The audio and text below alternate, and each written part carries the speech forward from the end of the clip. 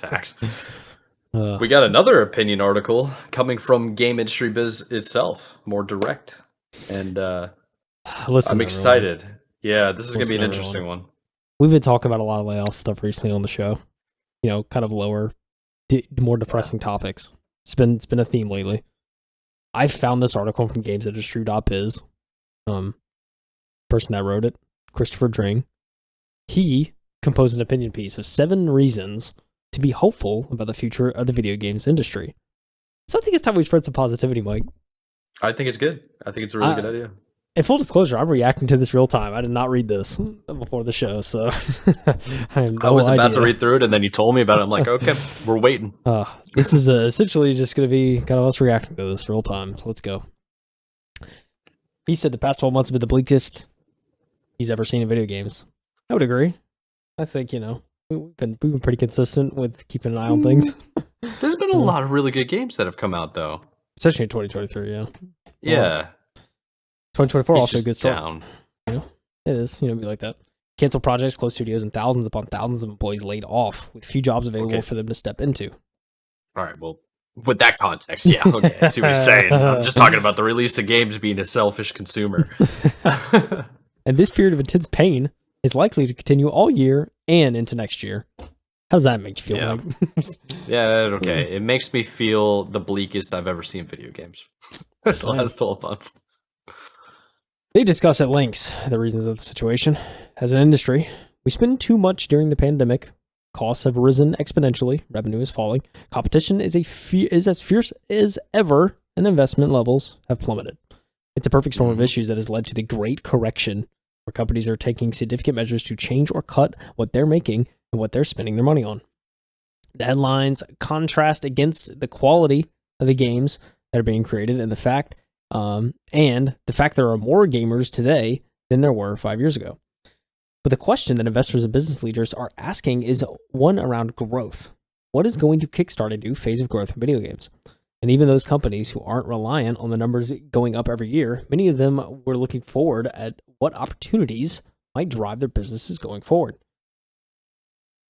For me, there's 7 developments that give me hope about the immediate future of games. Point number 1, Mike, you ready? Okay. The next Nintendo console. Something to be excited about. It is something to be excited about. Very true. Yeah, this thing, dude. Yeah, it's he goes on to mention, this is Nintendo's next generation console. Nintendo releasing a console doesn't happen very often, Mike. No, very it's few like far between. Every 7 years it feels like. Yeah, I mean, pretty much, right? It's crazy we're there, right? 7 years, it's wild. But yeah, dude. I don't know. I'm very much looking forward to this. I know, there's been rumors and stuff going around. It's not going to be as powerful as the current gen consoles and everything. Blah blah blah. But that's not the point of Nintendo in my eyes. You want to make we talk about the blue ocean strategy that GameCube had back in the day of just making content specific to their IPs and everything, and trying to do that and ensure that it's done them very well. And I think it's probably something they'll continue to do. I mean, I know they have the cloud streaming stuff. That's kind of how they're trying to bring more third party onto the devices.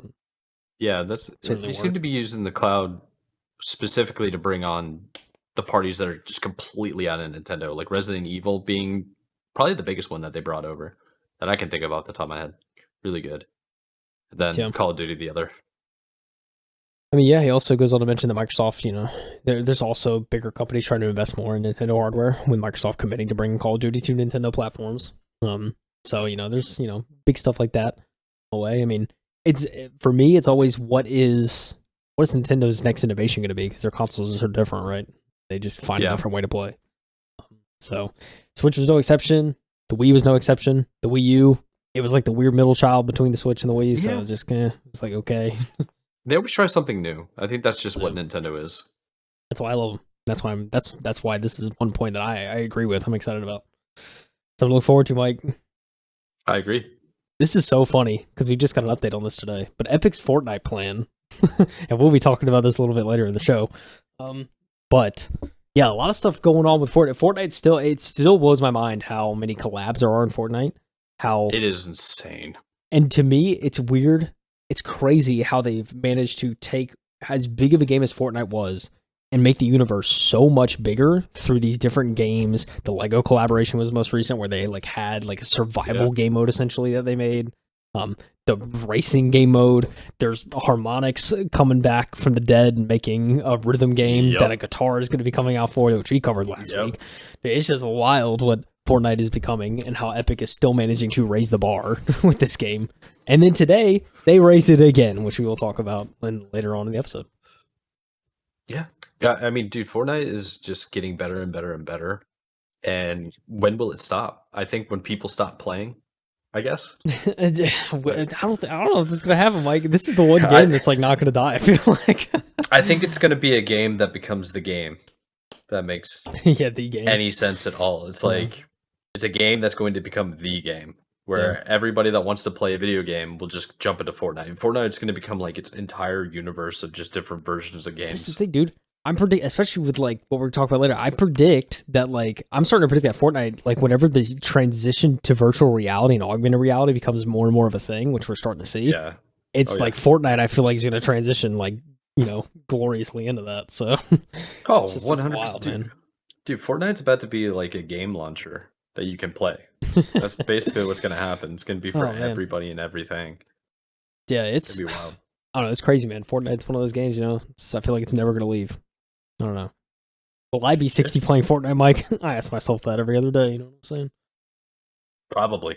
Actually, like the way things are looking, they just keep pivoting over and over again. It's working every time. It's crazy. All right. Number 3, Mike. Developing markets and global opportunities. Let's expand on this a little more. I'm already a little bit of the context here. As ever-growing share of game markets, of the games market is coming outside of the core Japanese, American, European, and even Chinese markets, the increasing capabilities of smartphones, more on that in a moment, is creating opportunities for even traditional AAA developers to reach new gamers in new places. Territories in Southeast Asia are delivering huge numbers, while Newzoo says that Latin America, up 3.8% year over year, and Middle East and Africa, up 4.7% year over year, are enjoying strong revenue growth. For some of these markets, in particular territories like India, the key to success is likely through locally produced games. As we've seen with film and TV, these markets don't always respond best to Western entertainment. And when we have seen the likes of Ubisoft establish studios in emerging territories, while Xbox has actively supported local teams through ID at Xbox. Yet even without region-specific software, these markets are fast becoming major opportunities for most gaming businesses. That's something to think about, but it's wild, man. Gaming's become more global, right? It really has. I mean, it's expanding in every single market like it's showing, and you can kind of see it. Just if you watch streams a lot, more and more people are more interested in watching people play games. And like Facebook's been exploding in Latin American communities in South America, and it's blowing up over there. And I think all of this is kind of a testament to the widespread use of social media. It's like people just naturally start becoming more accustomed to seeing it and then become more interested. It's like, oh, this looks like a lot of fun. And it's like, yeah, like they're talking about traditional media like film and TV, you'll see growing as well. And I think it's a good thing overall. Yeah.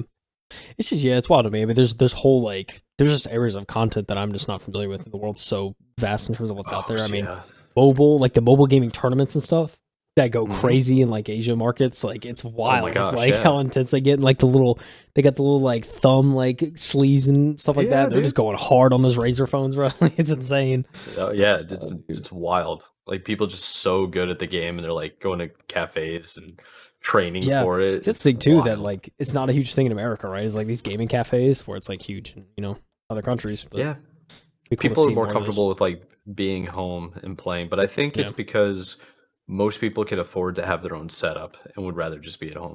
Like their own makes sense. High-speed internet. It's like some countries, they don't have high-speed internet. So it's like, where do you get it? Who has it? And then if there's a business that has it, it's like they can run a cafe and it would work. Yeah. So, yeah. It's cool to see gaming go more global.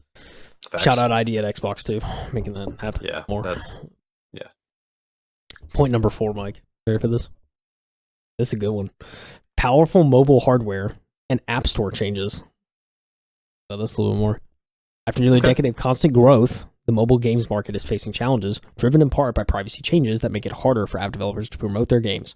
However, there are several developers that can help drive the next stage of growth in mobile games. As mentioned above, the increasing capabilities of smartphones are enabling AAA developers to bring its titles to the platform. Most recent example, Resident Evil on the iPhone 15. Yep. Goes crazy. Running natively, which still blows my mind. Wild, like just streaming it to like a TV or something like that too. Yeah. But this also, I mean, we talk about this too. So it talks about the app stores, it's breaking up the app stores that offers the best opportunity. This would mean developers could sell their games directly and not be forced to go through Apple or Google's own stores, potentially offering better margins and, in return, investment in the products. It's the big mobile games for the major studios that will benefit most from this, but the inclusion of the Xbox App Store, Epic App Store, and so on for Apple and Android devices will offer important competition and alternative options for developers of all sizes. That is really good, actually. The regulation of these mobile ecosystems has been slow, and Apple is doing its best to frustrate and delay things. Yet it feels inevitable. It just might take a little longer than anyone would like. That's fair enough. But yeah, dude, it's, there's obviously fight back from the big corporations, but, driving competition. This is where we need the CMA to just be like, hey, yo, what do you think you're doing? Exactly. That's all we need. Exactly, dude. Apple's always been this way, though, when it comes to their app store. Yeah. It's so wild. Like, I remember I was trying to create an app, and I think I was trying to do the whole, like, if I can create an app and I get, like, 10,000 people to play it, download it, I'll get some ad revenue, and I'll be good. We'll be set financially. This is back in the day when it had no money. All the Flappy Bird stuff. Then, Oh, yeah, 100%. I was like, Flappy Bird's so simple. It's like, let's try to figure something out. And then I started looking into how to get things on different platforms. Apple by far is like the most stringent at the time. You got to go through like verification processes. It was insane. But now they got a cave eventually, and I think they have in a lot of aspects. Yeah, I feel like that's starting. I think I heard reports. We always see what's the Epic CEO Tim Sweeney. I think we always see him tweeting about like another victory for Epic and stuff like that. Like, exactly. Very true. Apple just keeps taking L's, and Epic keeps taking wins. It's crazy. Fortnite. It's crazy. Yeah. Oh man. Ooh, I like this. Especially the past year. It's been 2 years really. It's been popping off crazy. The convergence with movies and TV. It's like been an all-time peak these past 2 years when you think about it. It has. Yeah, video game expansion into TV and film is nothing new. It's not always been lucrative. It's most of the time been crap, for being honest. Most adaptations just sucked. However, in the ever-challenging battle of consumer attention, it's through this activity that developers and publishers can look to establish their brands and maintain interest between releases. We've seen things like the Mario and Sonic movies, The Last of Us TV show, all three, very good. A small but notable impact on software sales. What's more, TV and movie houses have identified video game properties and opportunity to create hit productions that might unlock new audiences, or at least get a gaming audience to put down the controller to visit the cinema. Although the big brands from major studios are one's best places to capitalize on this, we have seen games with smaller studios expand into this area. Cuphead, for example. This blossoming relationship between linear and interactive entertainment and how these worlds cross over will continue to be a rapid area of growth for a while yet. I mean, hey. Yeah, dude. It's been crazy seeing all that. I mean, just for those 3 IPs they mentioned, getting series and I'm sure that, I'm sure it's some aspect that does lead to increased play time of the games, right? Oh, 100%, because it reminds people that the game exists, know? And like you'd be more interested to go check it out. Or not just that, but like every time you Google it, you try to research it, the movie, and just because it uses the same IP and same name, you're going to get hits also for like, oh yeah, there's also a game, Yeah. Yeah, I think it's really good. 2 things that are kind of excluded that maybe count as like video game adaptations is Pokemon, Detective Pikachu. Oh yeah. That was a really good one. I think that was Ryan Reynolds too. And there was another one that wasn't too long ago either. That's not on this list. That I actually slipped my mind. But to go back to what they've listed, I mean, Last of Us TV show is awesome. Amazing. And yeah. Sonic movies are good. I will say one disappointment as of recent was that I didn't even see it. Was that Resident Evil show? Apparently it was trash. Yeah. Unfortunately. I watched the entire thing. Oh no. And why would you do such I made fun of it. I made fun of it the whole time. So. Okay. Yeah, I don't think it was the best, but I also don't think it was the worst. You know? Okay, fair enough. Move on to point 6. New tools are available to make games. And he says, and yes, AI. Ooh, baby, we talk about AI a lot lately, Mike. Drawbacks, We have. positives. It's inevitable. Yeah. It is. Yeah, I mean, not just AI though, just the amount of like tools, and he says here, there's a lot of problems that specific like advancements in dev tools and stuff are able to solve, and make video games probably don't have to worry about a lot of the smaller stuff when making games and kind of just focus on the big picture. I mean, AI could be a useful tool, however, it's that fine line of when you're abusing it versus probably using it for the best of its ability. Yeah. It is a very strong balance, but at least it's being investigated by the FTC to find out whether or not it needs to be regulated, I guess, is the overall goal. Yeah, we'll see. I mean, it's so funny too because about the Unity on Unreal stuff and how there was problems with Unity, like trying to like snub like smaller studios and whatnot with their fees. And yeah, that was a trip. But thankfully, a lot of that got reversed. But yeah, a lot of stuff. But yeah, I mean, there's it's definitely getting easier, I think, to make games. Remote work's probably more accessible and more widely used, I would assume. Yeah. Yes, sir. Stuff there. The last point, though, is a good point. It's a good point. The new and old generations of gamers. I want to read this last. I just gotta read this last little bit. Listen. Finally, the games industry is young. There are still generations upon generations alive today who did not grow up playing video games. With each passing year, the number of digital natives increases, and therefore gaming's potential audience is expanding. It's also allowing a social acceptance around video games. I didn't have gamer parents, but his kids do. Let's go. Yeah. Love that. It is finally accepted. Yeah, it's more accepted, yeah. We can see from the huge numbers posted on Roblox and Minecraft that there is a significantly engaged generation of players coming through, which is reassuring for the future. However, the key audience expansion is making sure there aren't people disappearing out of the hobby. As people get older and start families, their entertainment times reduces, their ability to play 100-hour RPGs or deep live service games becomes restricted. It's not uncommon for these people to age out of video games, in quotes. Certainly on console and PC. Yep. The industry is becoming more adept at catering for older audiences.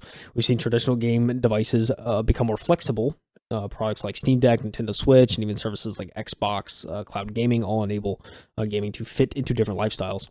We're also seeing a continued rise in retro game services, remasters, remakes, and spiritual successors. It's nothing particularly new, but it's all playing a part in keeping older players in the market. It's a good point, yeah.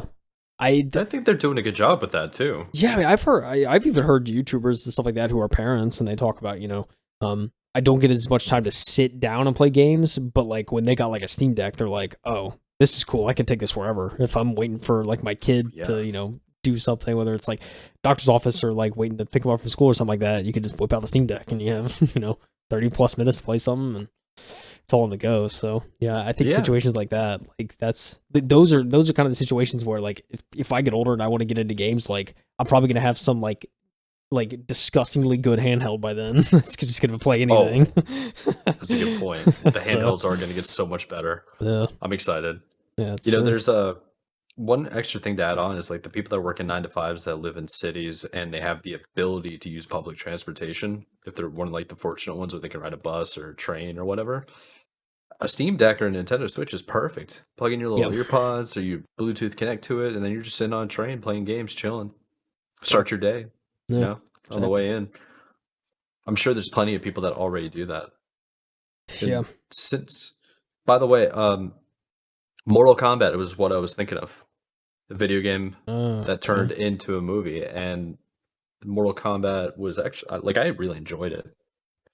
But there are a list that I found this week. I'm going to read off a couple of names that actually have dates, but there are some on here that I didn't know about and I'm excited about. So, video games that are video game movies in 2024 and beyond. So some that have been announced. I don't know how true they are really, but obviously you can kind of, when I start reading some of these names, you're gonna be like, okay, that makes sense why that would be a movie. Yeah. Borderlands is gonna get its own Oh movie. yeah. Yeah. Some of these we forgot. Sonic the Hedgehog 3 is getting one. Oh yep. So sequel. That's in December. Minecraft, and I believe who is it that's playing the main guy? I forgot.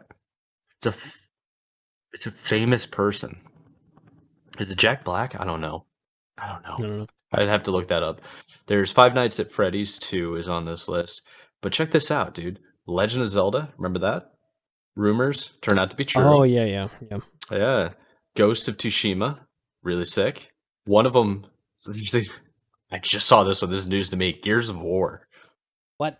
That has the potential to be phenomenal, but also be horrifically bad. There's just like no difference. Yep. Yeah, and then you got like Mortal Kombat 2. They're apparently making another one. You got some zombie stuff here, like Days Gone, Death Stranding. There's Street Fighter in here. I mean, I don't know how that's really going to compete with Mortal Kombat. You know, it's kind of like similar idea, similar movie, but whatever. Yeah. Pokemon Detective Pikachu 2. BioShock's on this list. Pretty wild. Dead by Daylight, we've covered a couple of times. There's Ark Survivor on this list, and there's some like status unknown stuff. It's like Call of Duty. It's like, dude, that's just every war movie. Like, you know, there's one on here. How do you do this one? Just Dance. What? What? What's the plot there? Yeah, exactly. Read that screenplay. What is this? Exactly, dude. There was a Need for Speed movie that I really liked. With Aaron Paul, is that his name? The guy from Breaking Bad? Oh, yeah. I think so. Cool. But the TV shows that are on this list is Halo Season 2, which premieres by the time everybody hears this. You gonna watch it? As a non-Halo fan, it's made for you. I love how you just suggest thinking I watched the first season. I'll be honest. Yeah. I mean, do I need to? Maybe, but to even watch the second, do I need to watch the first? I don't know. But I'm gonna be real. I'm checked. I think they released the series for free on YouTube at one point, and I still didn't watch it. You know what I'm saying? Like, they somehow got greenlit for a second season. Don't know how that happens, but I feel like it was before the first season dropped. Yeah, something like that. I thought it was like pretty early on. It was after. I think it was the first like 2 or 3 weeks of success because they saw how many people signed up for Paramount Plus, and I'm sure they regretted after they saw how many people didn't renew. But whatever. Hey, I was saying Paramount Plus gonna get those subs. I'm pretty sure they're streaming the Super Bowl in there, so hey, they're about to get subs this weekend. That's a fact. But I will. I'm gonna give you 3 more. I think. Okay. That I think are worthwhile. You got Fallout. Actual date, April 12th. Yeah. That's soon, yeah. Oh, yeah. I'm excited for that. You got Tomb Raider, The Legend of Lara Croft, 2024. Interesting. Then you got The Last of Us Season 2, 2025. And, yeah, there's The Witcher Season 4 on here. Yeah, Henry Cavill's not coming back, right? There's like a whole thing there. Yeah, I feel like... Or it was like his last season or something like that. It's like when you deviate from the plot line so much, you basically leave the diehard fan base behind, and now you're creating something for a new audience. So it's not really for people that are Witcher fans anymore, in my opinion.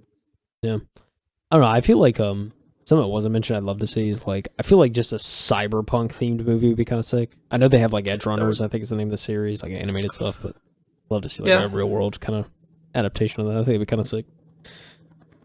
I just love that universe. Just seeing something in that universe would be pretty cool, I think. Yeah, I think you're fair. I think that's a fair assessment. We could probably say like, it wouldn't be mad. What's the name of the movie? It had. Oh, I can't remember it, man. No. It's killing me. It had Harrison Ford in it. It was one of his original movies, and then they created a sequel. It was like. Indiana Jones? Wait, Blade Runner. Blade Runner. Oh, yeah. Blade Runner's kind of cyberpunk. Yeah, you're right. Yeah, that is that vein, huh? Yeah. I still need to see that. I heard that kind of the newer one is really good. Oh, dude, it's phenomenal. You need to go check that out. That and Mad Max. Oh. Mad Max Fury Road, dude. Oh my god, it's so good. They're all so good.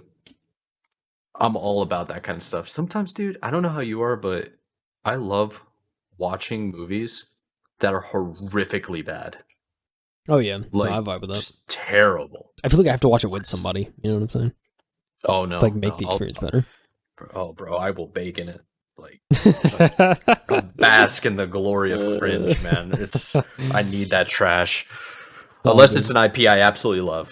You know, then you're just upset. Yeah, then I'm just upset and I'm malding. You know, it's not a good time. Yeah.